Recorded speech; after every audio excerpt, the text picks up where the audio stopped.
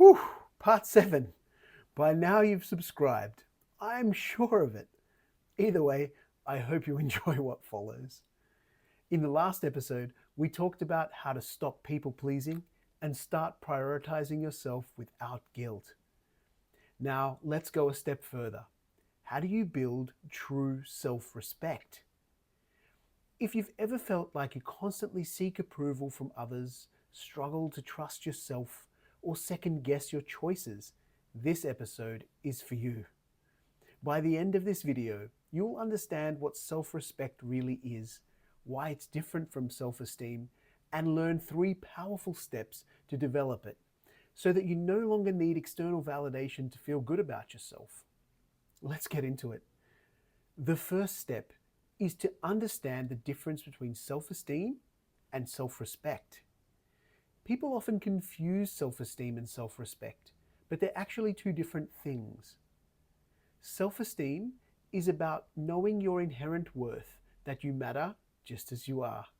Self-respect is about how you treat yourself, the standards you set for how you allow others to treat you as well.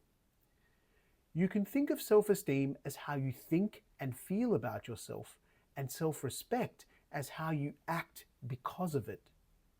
For example, if you have self-esteem, you believe you deserve to be treated with kindness. If you have self-respect, you won't tolerate disrespect from others. If you have self-esteem, you know your time is valuable. If you have self-respect, you set boundaries to protect your time. You need both to feel truly strong in yourself. Without self-esteem, you won't believe you deserve better. Without self-respect, you won't act like you do. So to summarize, the first step is to decide to start acting in ways that reflect your worth. The second step is to stop seeking approval from others. One of the biggest things that kills self-respect is constantly seeking approval from others. And here's why it's a problem.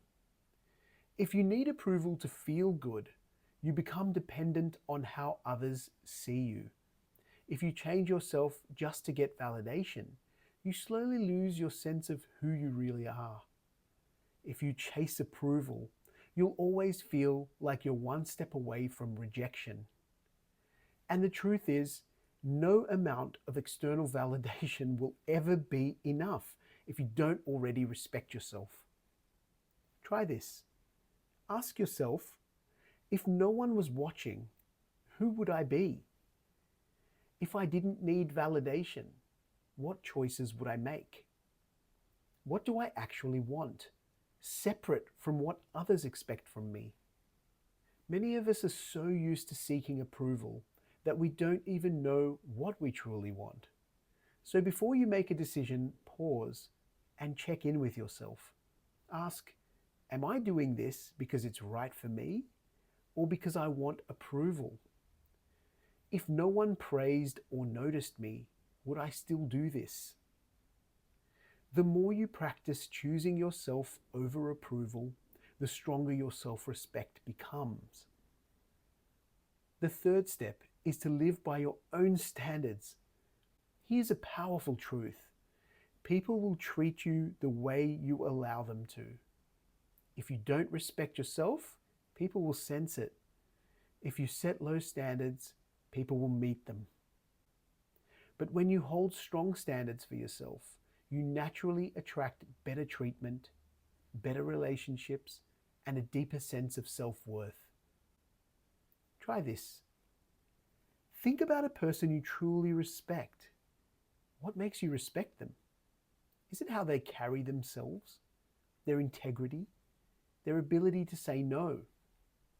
Now ask yourself, what qualities would I need to embody to fully respect myself? What behaviors would I need to stop tolerating? What promises do I need to start keeping to myself? True self-respect comes from aligning your actions with your values. If you say you value honesty, but lie to keep people happy, you lose self-respect.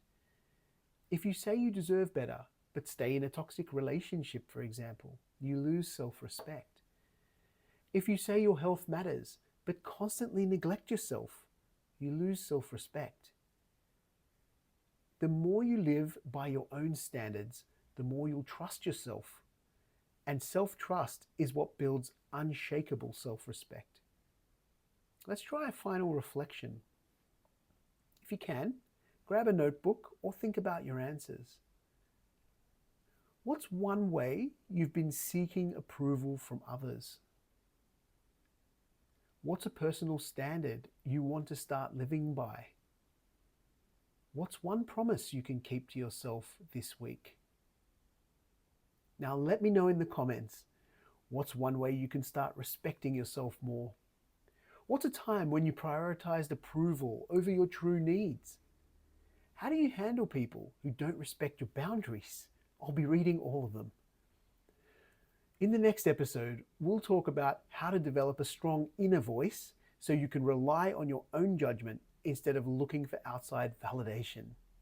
See you there.